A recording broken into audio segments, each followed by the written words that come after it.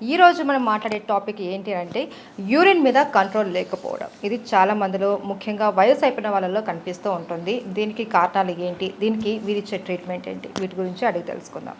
నమస్తే మేడం. నమస్తే. నమిత గారు, బేసిక్గా ఈ యూరిన్ కంట్రోల్ అన్నది ఎక్కువగా పెద్దవాళ్ళలోనే చూస్తూ ఉంటాం. ఒక వయసు పైబడ్డ తర్వాత వాళ్ళకే తెలియకుండా యూరిన్ వెళ్ళిపోతూ ఉంటుంది. కానీ ఇది మిడిల్ ఏజ్లో వచ్చే అవకాశాలు ఏమైనా ఉంటాయా? అలా ఎందుకు అవుతాయి? యూరినరీ ఇన్కాంటినెన్స్కి ఏజ్ లిమిట్ ఏం లేదండి, ఎప్పుడైనా రావచ్చు. ఇప్పుడు ఫర్ ఎగ్జాంపుల్ మనకి డెలివరీ అయిన టైంలో సిసెక్షన్ చేసేటప్పుడు ప్లెజెంటా అనేది యూట్రస్కి అటాచ్ అయ్యి ఉంటే యూట్రస్ తీసేస్తారు. సో హిస్టెక్టమీ చేయాల్సి కూడా వస్తుంది. ఇప్పుడు 27 ఇయర్స్కి ప్రెగ్నెన్సీ వచ్చి సిసెక్షన్ చేసినప్పుడు ప్లెజెంట్ ఏదైతే యూట్రస్కి అంటుకొని ఉంటే యూట్రస్ తీసేయాల్సి ఉంటుంది హిస్టెక్టమీ. సో మన బ్లాడర్కి రెక్టమ్కి మధ్యలో యూట్రస్ ఉంటుంది. సో ఆ యూట్రస్ తీసేసినప్పుడు బ్లాడర్కి సపోర్ట్ ఉండదు. సో దాని పొజిషన్ ఏదైతే ఉందో అది డౌన్ అయిపోతుంది. ఇలా ఉండాల్సిన పొజిషన్ కొంచెం మారుతుంది. దానివల్ల ఏంటంటే 500 ml బ్లాడర్ దాని కెపాసిటీ యాక్చువల్లీ, బట్ వేరస్ 200 mlకి అది ఫిల్ అయినట్లు ఉంటుంది. కొంతమంది దాన్ని కంట్రోల్ చేసుకోలేరు. సో ఈ ఏజ్కి రావాలి అంటే జనరల్గా మనం పాతకాలంలో చూస్తే ఏజ్ పెద్దగా అయిపోయి ముస్లిం వాళ్ళకే అన్కంట్రోల్ లేకుండా ఉంటుంది, యూరినరీ ఇన్కాంటినెన్స్ వాళ్ళకే వస్తుంది అని అంటాం కదా. ఏజ్ లిమిట్ ఏమి ఉండదు, ఎప్పుడైనా రావచ్చు. ఎందుకంటే యూరినరీ ఇన్కాంటినెన్స్ అనేది మనకు 4 టైప్స్ ఉంటుంది. స్ట్రెస్ ఇన్కాంటినెన్స్ అంటారు, అంటే మనం ఎప్పుడైతే స్ట్రెస్లో ఉంటామో అప్పుడు యూరినరీ ఇన్కాంటినెన్స్ అవ్వచ్చు. అర్జ్ ఇన్కాంటినెన్స్ అయితే మనము వాష్రూమ్ దగ్గర వెళ్ళే లోపే వెట్ అవ్వచ్చు, అండర్ గార్మెంట్ అనేది వెట్ అవ్వచ్చు, అండర్వేర్ వెట్ అవ్వచ్చు. దాన్ని అర్జ్ ఇన్కాంటినెన్స్ అంటే ఎవరైనా లోపల ఉన్న వాష్రూమ్లో లేకపోతే మనం బయట ఎక్కడైనా ఫైన్ చేయలేకపోయినా కంట్రోల్ అవ్వకపోతే దాన్ని అర్జ్ ఇన్కాంటినెన్స్ అంటారు. కొంతమంది ఫంక్షనల్ ఇన్కాంటినెన్స్ ఉంటుంది. కొంతమందికి ఏంటంటే దగ్గిన తుమ్మిన అన్నా కూడా యూరిన్ అనేది లీక్ అయిపోతుంటుంది. సో ఇవన్నీ యూరినరీ ఇన్కాంటినెన్స్ అన్నట్టు. సో ఏ ఏజ్కైనా రావచ్చు, అండ్ మేల్ అయినా ఫీమేల్ అయినా ఎవరికైనా రావచ్చు. ఎక్కువ శాతం మనం ఆడవాళ్ళలో చూస్తుంటాం యూరినరీ ఇన్కాంటినెన్స్ అనేది. ఎందుకండి అంటే ఆఫ్టర్ డెలివరీ తర్వాత ఎక్కువ చూస్తూ ఉంటాము? ఆఫ్టర్ డెలివరీ తర్వాత అయినా చూస్తాము. ఎందుకు అంటే పెల్విక్ ఫ్లోర్ మజిల్స్ అంటాం. మన బ్లాడర్ని అన్ని హోల్డ్ చేసి పెట్టేది మన పెల్విక్ ఫ్లోర్ మజిల్స్. అంటే మన హిప్ దగ్గర ఉన్న లిగమెంట్స్ అన్ని, ఆ మజిల్స్ అన్ని స్ట్రాంగ్ ఎనఫ్ ఉంటేనే హోల్డ్ చేయగలుగుతాయి. మనకు తెలుసు కదా, మన ఇంటర్నల్ ఆర్గాన్స్ అన్ని వచ్చి ల్యాండ్ అయ్యేది మన పెల్విక్ దగ్గర. సో ఇక్కడే ఉంటాయి మన ఇంటర్నల్ ఆర్గాన్స్, మన rectum, uterus and bladder. So దాన్ని హోల్డింగ్ అనేది ప్రాపర్గా లేకపోయినా, మజిల్కు స్ట్రెంగ్త్ లేకపోయినా, కెపాసిటీ లేకపోయినా లూజ్ అనేది ఉంటుంది కదా. దానివల్ల కొంతమందికి ఏంటంటే ఇప్పుడు వీక్ మజిల్స్ ఉన్నాయి, వెయిట్ లిఫ్ట్ చేశారు, ప్రొలాప్స్ అయిపోతుంది. బ్లాడర్ ప్రొలాప్స్ అవ్వడం అంటే దాని పొజిషన్ అనేది చేంజ్ అవుతుంటుంది. దానివల్ల కూడా ప్రాబ్లమ్స్ యూరినరీ ఇన్కాంటినెన్స్ అనేది చూడొచ్చు. ఓకే, అంటే బేసిక్గా ఆడవాళ్ళలో ఎక్కువగా వస్తుంది అని అంటున్నారు. జెంట్స్లో వచ్చే అవకాశాలు ఉన్నాయి? జెంట్స్లో కూడా ఉంటుంది యూరినరీ ఇన్కాంటినెన్స్ అనేది, జెంట్స్లో కూడా ఉంటుంది. బట్ వేరస్ పర్సంటేజ్ ఇప్పుడు 100% అనుకోండి, 65 to 75% మనం ఫీమేల్లో చేస్తాం. రిమైనింగ్ 25 to 30% మేల్లో అనేది యూరినరీ ఇన్కాంటినెన్స్ ఉంటుంది. కొంతమందికి ఇట్లా దగ్గినా కూడా మొత్తం శారీ వేసుకుంటే శారీ తడిచిపోతుంది, డ్రెస్ వేసుకుంటే తడిచిపోతుంది. అంటే ఏం యాక్టివిటీ చేసినా కూడా వాళ్ళకి లీక్ అయిపోతుంటుంది. ఒక్కొక్కసారిలో డ్రాప్స్ ఉంటుంది, ఒక్కొక్కసారిలో మొత్తం బ్లాడర్ ఎంటీ అంత యూరిన్ కూడా లీక్ అయిపోయే అవకాశం అనేది ఉంటుంది. అండ్ కొంతమందికి ఏంటంటే ఇట్లా కంట్రోల్ లేకుండా వెళ్ళిపోవడం ఒక ఇదైతే, కొంతమందికి యూరిన్ వెళ్ళినా కూడా ఇంకా వస్తుంది అన్న ఫీలింగ్ ఉండడం, లేకంటే వాళ్ళకి డ్రాప్స్ రావడం, దీన్ని కూడా మనము ఇలానే భావించాలా? అంటే యూరిన్ ఇన్కాంటినెన్స్ కన్నా తీసుకోవాలి వాళ్ళలో ఏ విధంగా అంటే, నేను ఇంతకుముందు చెప్పాను కదా, హిస్టెక్టమీ కేసెస్లో ఎక్కువ ఇది చూస్తుంటాం. మనకు ఎందుకు అని అంటే ఎప్పుడైతే సపోర్ట్ అనేది ఉండదో మన బ్లాడర్, నేను ఇంతకుముందు చెప్పినప్పుడు యూట్రస్ తీసిన, హిస్టెక్టమీ అంటే యూట్రస్ రిమూవ్, ఇది తీసేసినప్పుడు ఏంటంటే దీని పొజిషన్ అనేది చేంజ్ అవుతుంది. ఇప్పుడు ఫుల్ బాటిల్లో వాటర్ ఉంటే 200 ml అంటే 200 ml పడుతుంది. అదే బాటిల్ని మనం స్లాంట్గా పెట్టినామనుకో 200 ml అనేది ఫిల్ అవ్వదు కదా, 100 mlకే మనకు ఫిల్ అయినట్లు కనిపిస్తుంది. సో దానివల్ల ఏమంటే ఫుల్ అయినట్లు అనిపిస్తుంది. సో అందుకే వాళ్ళకు ఫ్రీక్వెన్సీ ఆఫ్ యూరినేషన్ అనేది ఎక్కువ ఉంటుంది. సో ఇప్పుడు వెళ్ళి వచ్చిన కొద్దిసేపటికే మళ్ళీ ఏదో ఫిల్ అయినట్లు ఉంటుంది. కానీ వాళ్ళు ఎప్పుడైతే యూరినేట్ చేస్తారో ఏదో ఫ్యూ డ్రాప్స్, చాలా less amount of the urine అనేది పాస్ చేస్తూ ఉంటారు. సో దానికి మనం ఏంటంటే మనం ఎక్సర్సైజ్ చేయడం వల్ల, పెల్విక్ ఫ్లోర్ అనేది స్ట్రెంథన్ చేయడం వల్ల ఆ ప్రాబ్లమ్ అనేది కంట్రోల్ చేయొచ్చు. అయితే మేడం ఇది రావడానికి ముందుగా ఏమైనా హెల్త్ ఇష్యూస్ ఉండడం వల్ల ఇలా వస్తుందా, లేకపోతే ఇది రావడానికి వేరే ఏదైనా కారణాలు ఉన్నాయా? హెల్త్ ఇష్యూస్ మాట్లాడుకుంటే మనము ఏదైనా మనకు యూటీఐ అంటాం, యూరినరీ ట్రాక్ ఇన్ఫెక్షన్ అంటాం. ఇప్పుడు చాలా మంది ఈ యూరినరీ ట్రాక్ ఇన్ఫెక్షన్ కూడా మనం ఫీమేల్లోనే ఎక్కువ చూస్తుంటాం. ఎందుకంటే మన యురిత్రా, వెజైనా అండ్ యానస్ వెరీ తక్కువ డిస్టెన్స్లో ఉంటుంది అన్నట్టు. సో అక్కడ నుంచి ఇన్ఫెక్షన్ వేరే దానికి వెళ్ళినా మనకి యూరినరీ ట్రాక్ ఇన్ఫెక్షన్ అయ్యే అవకాశం ఉంటుంది. వెజైనల్ ఇన్ఫెక్షన్ అని అవ్వచ్చు, లేకపోతే మన యూరినరీ ట్రాక్ ఇన్ఫెక్షన్ అని అవ్వచ్చు. సో యూరినరీ ట్రాక్ ఇన్ఫెక్షన్ అయినప్పుడు కూడా మనం యూరినరీ అంటే చూస్తుంటాం బర్నింగ్ సెన్సేషన్, డ్రాప్ ఇవి. సో మనం యూరినరీ ట్రాక్ ఇన్ఫెక్షన్ మనం రూల్ అవుట్ చేయలేదు, లేకపోతే దానికి సరైన ట్రీట్మెంట్ తీసుకోలేదు అంటే ఏమవుతుందంటే అక్కడ నుంచి మనం చూస్తుంటాం కదా, కిడ్నీ నుంచి ట్యూబ్స్ ఉంటాయి, అక్కడ నుంచి కిడ్నీకి ఎఫెక్ట్ అయ్యే అవకాశం కూడా ఉంటుంది. సో మనం ఏదైనా అంటే మనకు ఇప్పుడు ఏంటంటే డిశ్చార్జ్ అనేది క్వైట్ కామన్ అవుతూ ఉంటుంది. కానీ సరైన టైంలో సరైన కేర్ తీసుకోకపోతే there might be lead to till kidney వరకు ఇన్ఫెక్షన్ అయ్యే అవకాశాలు కూడా ఉంటాయి. అండ్ కొంతమంది యూరిన్ వచ్చినా కూడా వెళ్ళకుండా ఆపుకుంటూ ఉంటారు ఎక్కువ శాతం వరకు. ఎక్కువగా ఇది చదువుకునే పిల్లల్లో చూస్తుంటాం, జాబ్ చేసే ప్లేసెస్లో వెళ్ళడానికి లేక టైం లేక ఇలా చేస్తూ ఉంటారు. దీనివల్ల కూడా మనకు యూరిన్ ఇన్కాంటినెన్స్ వచ్చే అవకాశం ఉంటుంది.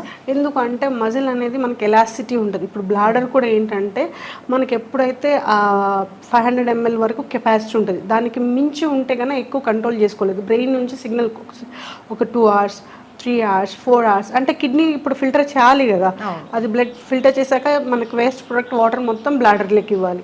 దానివల్ల ఏమవుతుందంటే ప్రాబ్లం అనేది ఏర్పడుతుంది, ఇన్ఫెక్షన్ ఎక్కువ అయిపోతుంది. ఇన్ఫెక్షన్ ఎక్కువ అవడం వల్ల ఏమవుతుందంటే చాలా ప్రాబ్లం అవుతుంది. అది యూరిన్ ఇన్ఫెక్షన్ అవ్వచ్చు, లేకపోతే కొంతమందికి ప్రెషర్ ఎక్కువ అయిపోతుంది కిడ్నీ మీదకి, రిటర్న్లో వెళ్తుంది కదా, ఇవన్నీ ప్రాబ్లం అవుతాయి. సో యూరిన్ అనేది ఎక్కువసేపు హోల్డ్ చేసుకోకూడదు. ఇప్పుడు మనకి ఏదైనా చుట్టూ ఎన్విరాన్మెంట్ ఉండాలంటే ఇప్పుడు ఆ ఎన్విరాన్మెంట్లో లేదంటే దగ్గరున్న హాస్పిటల్స్కో ఏదో ఒక దగ్గర మన షాపింగ్ మాల్స్ వెళ్ళి యూరినేట్ చేయడం బెస్ట్. హోల్డ్ చేసుకోవడం అనేది కరెక్ట్ పద్ధతి కాదు. ఓకే, అయితే మనం దీన్ని ఎలా ఐడెంటిఫై చేయాలి? ఇప్పుడు సపోజ్ ఇది స్టార్టింగ్లో కొంతమందికి గుర్తించలేకపోవచ్చు, ఇది నాకు అర్జెంట్ అయిపోయింది నాకు తెలియకుండా లైట్లీ అనేసి లైట్ తీసుకుంటూ ఉంటారు. లేదు పర్టికులర్ ఇది పలానా ప్రాబ్లం అని తెలుసుకోవడానికి మనకి ఏమైనా క్లినికల్ డయాగ్నోసిస్ ఏమైనా? మనం సెల్ఫ్ డయాగ్నోసిస్ అంటే కొద్దిగా అంటే మీరు డాక్టర్ని కన్సల్ట్ అవ్వాలా లేదా అన్నది కూడా మీకు ఒకటి, యూరిన్ ఇన్ఫెక్షన్ అయితే వెంటనే కలవాలి. ఇంకొంతమంది యూరినేట్ చేసేటప్పుడు మీ బ్రెయిన్కి మీరు జస్ట్ హోల్డ్ అంటే పాస్ చేసేటప్పుడు మనం హోల్డ్ చేయగలిగితే సో మజిల్ కెపాసిటీ అనేది బాగుంటుంది. మళ్ళీ రిలీజ్ అన్నప్పుడు మళ్ళీ యూరినేట్ చేయాలి. ఇలా ఉంటే మీ మజిల్ అనేది స్పింక్టర్స్ అవి క్లోజ్ అవ్వగలుగుతున్నాయి, రిలాక్స్ అవ్వగలుగుతున్నాయి. లేదు మనం వాళ్ళు యూరినేట్ చేశాక మనం కంట్రోల్ చేసుకోవాలి అంటే కూడా కొంతమంది అసలు కంట్రోల్ చేసుకోలేరు. ఇట్స్ వెరీ వీక్, కంట్రోల్ చేయలేదు. కొద్దిగా కంట్రోల్ చేస్తున్నారు కానీ ఫ్లో ఉంది. ఇప్పుడు మనం 5 grades పెట్టుకున్నాం అనుకోండి, అసలు కంట్రోల్ చేయలేకపోతే 5, ఇంకా కొద్ది గొప్ప ఉంది అంటే 4. కొంతమందికి ఏంటి అని అంటే కంట్రోల్ చేసినా కూడా కొంచెం డ్రాప్స్ అయిపోతాయి, అలా కంట్రోల్ అవ్వదు. కొంతమంది కంప్లీట్గా కంట్రోల్ చేసుకుంటారు, రిలాక్స్ చేసుకుంటారు. కొంతమంది ఏంటంటే కంట్రోల్ చేయగలుగుతారు కానీ మళ్ళీ నెక్స్ట్ రిలీజ్ అన్నప్పుడు రిలీజ్ చేయలేదు. సో మజిల్ అనేది మనము ఏదర్ హైపర్ట్రోపీ అవ్వచ్చు, హైపోటోన్ కూడా అవ్వచ్చు. దాన్ని మనం అసెస్ చేసిన తర్వాత మనకు తెలుస్తుంది పెల్విక్ ఫ్లోర్ మజిల్స్ అనేవి వీక్ ఉన్నాయా, స్ట్రాంగ్ ఉన్నాయా అని చెప్పేసి. ఇది ప్రతి ఒక్కళ్ళు కూడా సెల్ఫ్ ఎగ్జామినేషన్ చేసుకోవాల్సిందే. అంటే చేసుకుంటే ఏంటంటే ఇప్పుడు జనరల్గా ఇప్పుడు మనం దగ్గినప్పుడు పెల్విక్ ఫ్లోర్ మజిల్స్ ఇన్వాల్వ్ అవుతాయని చాలా మందికి తెలియదు, దగ్గినామనే అనుకుంటారు. వేరేజ్ మనం ఇట్లా పెల్విక్ ఫ్లోర్ మజిల్స్ కింద ఉన్న మజిల్స్ అన్నీ ఇన్వాల్వ్ అవుతాయి అని మనం ఇట్లా చెప్పినప్పుడు వాళ్ళు కాన్షియస్ ఫీల్ అయినప్పుడు అవును ఈ మజిల్స్ అంటే బికాజ్ ఈచ్ అండ్ ఎవ్రీ మూమెంట్లో పెల్విక్ ఫ్లోర్ మజిల్స్ అనేటివి ఇన్వాల్వ్ అవుతాయి. కానీ మాక్సిమం చాలా మంది ఇప్పుడు బైసెప్స్ ట్రైసెప్స్ స్ట్రెంథన్ చేసినట్లు పెల్విక్ ఫ్లోర్ మజిల్స్ స్ట్రెంథన్ చేయరు. బట్ వేరాస్ పెల్విక్ ఫ్లోర్ మజిల్స్ కూడా చాలా చాలా ఇంపార్టెంట్, వాటిని కూడా మనం స్ట్రెంథన్ చేయాలి. అండ్ మీరు చెప్పారు ఆఫ్టర్ డెలివరీ తర్వాత ఫీమేల్స్లో ఎక్కువగా కనిపిస్తూ ఉంటుంది అనేసి, దానికి మీ రీజన్ కూడా చెప్పారు. అయితే మనము ప్రెగ్నెంట్ టైం నుంచినే ఇలా కాకుండా మనం జాగ్రత్తలు తీసుకోవాలా? ఎగ్జాక్ట్లీ, బికాజ్ మనం ప్రీ కన్సెప్షన్లో యాంటీనేటల్ ఉంటుంది, పోస్ట్ నేటల్ ఉంటుంది. అంటే మనం ప్రెగ్నెన్స్ అయినప్పటి నుంచి అప్పటి నుంచి ఎక్సర్సైజ్ చేస్తూ ఉంటాము to encourage the normal delivery. As well as మనం డెలివరీ అయిపోయినప్పుడు ఇప్పుడు C-section అవుతుంది. C-section అంటే ఎన్ని ఫేషియస్ ఎన్ని లేయర్స్, ఆల్మోస్ట్ 7 layers కట్ చేస్తారు, అందులో యూటరస్ కూడా కట్ చేస్తారు. ఇప్పుడు ఇలా చేసినప్పుడు ఏంటంటే ఆ మజిల్స్ అన్ని వీక్ ఉంటాయి, రైట్? సో యూటరస్ అనేది ఇప్పుడు డెలివరీ టైంలో యూరిన్ కంట్రోల్ అవ్వదు, ఎందుకంటే యూట్రస్ సైజ్ అనేది పెరుగుతూ ఉంటుంది, బ్లాడర్ అనేది కంప్రెస్ అవుతూ ఉంటుంది. అందుకే మనం కాన్స్టిపేషన్ ఇష్యూస్ కూడా చూస్తుంటాం ప్రెగ్నెన్సీ టైంలో, ఎందుకంటే రెక్టమ్ అనేది వెనకాల ఉంటుంది, బ్లాడర్ అనేది ముందు ఉంటుంది. దీని సైజ్ పెరిగే కొద్దీ మనకి ఇక్కడ ప్రాబ్లం రావచ్చు, ఇక్కడ ప్రాబ్లం రావచ్చు. సో అందుకని ఏంటంటే పోస్ట్ నైటల్ తర్వాత కూడా మనం ఆ మజిల్స్ అన్నింటినీ స్ట్రెంథన్ చేస్తే మనకు ఆ ప్రాబ్లమ్స్ అనేటివి ఎక్కువ అవ్వకుండా ఉంటాయి. అయితే మేడం ఈ యూరినరీ ఇన్కాంటినెన్స్కి ట్రీట్మెంట్ ఏముంది? ట్రీట్మెంట్ అంటే ఒకటి, మనం యూరినరీ ఇన్కాంటినెన్స్ మనం చెప్పినట్లు ఈ 4 టైప్స్లో ఏముందో చూసుకోవాలి. ఒకవేళ త్రూ యూరినరీ ట్రాక్ ఇన్ఫెక్షన్ దానివల్ల వచ్చిందంటే డెఫినెట్లీ మనకు దానికి తగ్గ మెడిసిన్ కానీ యాంటీబయాటిక్స్ కానీ లేకపోతే వాటర్ ఇంటేక్ ఎక్కువ తీసుకోవడం కానివ్వండి, మనం ఆ మజిల్స్ని స్ట్రెంథన్ చేయడం కానీ ఎక్సర్సైజ్ చెప్పడం, ఇవన్నీ యూరినరీ ఇన్కాంటినెన్స్ని మనం కంట్రోల్ చేయొచ్చు. కొన్ని దాంట్లో ఇప్పుడు బ్లాడర్ ప్రొలాప్స్ అవుతుంది, దానికి పెసరీస్ అని వస్తాయి. సో రింగ్ అనేది మనం త్రూ వెజైనా అనేది ఇన్సర్ట్ చేస్తాం అన్నట్టు, to make sure that bladder position అనేది మళ్ళీ నియర్ టు నార్మల్ మెయింటైన్ చేయడానికి. మళ్ళీ అవి తీసి వాష్ చేసుకొని స్టెరైల్ చేసుకొని మళ్ళీ ఇన్సర్ట్ చేసుకోవాలి. దాని త్రూ ఏమవుతుందంటే మన సోషల్ లైఫ్ అనేది డిస్టర్బ్ అవ్వకుండా ఉంటుంది. ఇప్పుడు ఫర్ ఎగ్జాంపుల్ చాలా సివియర్ యూరినరీ ఇన్కాంటినెన్స్ ఉంది, జర్నీ చేయలేరు, దగ్గినా తుమ్మినా లీక్ అవుతుంది, ఎప్పుడు దగ్గు వస్తుంది ఎప్పుడు తుమ్ము వస్తుంది వి కాంట్ ప్రెడిక్ట్, చెప్పలేం. ఇప్పుడు కొంతమంది నవ్వినా కూడా స్నీజ్ చేసినా కూడా వచ్చేస్తుంది. సో బయట సోషల్ లైఫ్ అనేది వెళ్ళలేరు, పార్టీస్కి వెళ్ళలేరు, వేరే ఫ్రెండ్స్ని కలవలేరు, సమాజ్ జర్నీ ఉన్నా కూడా వెళ్ళలేరు. కొంతమంది ఏంటంటే ఇంకా సివియర్ ఉన్న వాళ్ళు they maintain the sanitary pads అనేవి మెయింటైన్ చేస్తుంటారు, అంటే అంత యూరిన్ అనేది లీక్ అవుతుంటుంది. సో మన సోషల్ లైఫ్ అంతా డిస్టర్బ్ అవుతుంది, మనం ఎవరితో కలవలేము, మాట్లాడలేము, బికాజ్ ఇది సెన్సిటివ్ ఏరియా. మనం చిన్నప్పటి నుంచి ఏంటంటే ఇవన్నీ మనది ప్రైవేట్ ఏరియా, మనం ఎవరితో ఇది చేయొద్దు, డిస్కస్ చేయొద్దు, ఇంట్లో కూడా ఫ్రీగా ఉండలేరు. ఎస్. సో ఇవన్నీ మన సోషల్ లైఫ్, మన మెంటల్ ఎబిలిటీ కూడా తగ్గిపోతుంది. బికాస్ మనం 10 మందిలో కలిసినప్పుడు మనం human is a social animal, మనం ఎప్పటి వరకు కలవమో అప్పటి వరకు ఇంకా స్ట్రెస్ పెరిగిపోతూ ఉంటుంది. సో నాట్ ఓన్లీ ఫర్ దీనికి మనం ఎమోషనల్, మెంటల్ అన్ని ఏరియాస్ అనేటివి ఎఫెక్ట్ అవుతాయి దీనివల్ల. ఫర్దర్గా ఇంకా వేరే వేరే హెల్త్ ఇష్యూస్ కూడా definitely it will leads to organ కదా, దీనివల్ల ప్రాబ్లం అవుతుంది. అయితే మన దగ్గర ఎలాంటి ట్రీట్మెంట్ ఉందంట? నేను మీకు చెప్పాను కదా, ఎక్సర్సైజ్ అనేవి కంపల్సరీ. మనం ఎక్సర్సైజ్ ట్రైన్ చేస్తాం వాళ్ళకి, పెల్విక్ ఫ్లోర్ మజిల్ స్ట్రెంథనింగ్ చేస్తాము. సో దానికి టిప్స్ కూడా ఉంటాయి, మనం ఎలా స్నీజ్ చేయాలి, ఎలా కఫ్ చేయాలి, ఎలా హోల్డ్ చేసుకోవాలి, ఎంతసేపటికి, అవన్నీ మనం చెప్తూ ఉంటాం. ఎక్సర్సైజ్ చేపిస్తుంటాం పెల్విక్ ఫ్లోర్ మజిల్స్.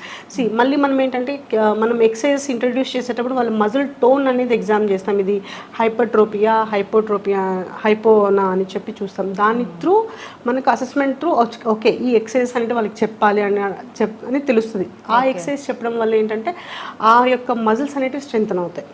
సో ఇది మొత్తం అంతా కూడా physical exercise, manual treatment. And కొంతమందికి ఏంటి అని అంటే వాళ్ళకి పెయిన్ కూడా ఉంటుంది, ఇన్ఫెక్షన్ ఉంటుంది, కొంతమందికి స్వెల్లింగ్ ఉంటుంది, కొంతమందికి పెయిన్ ఉంటుంది.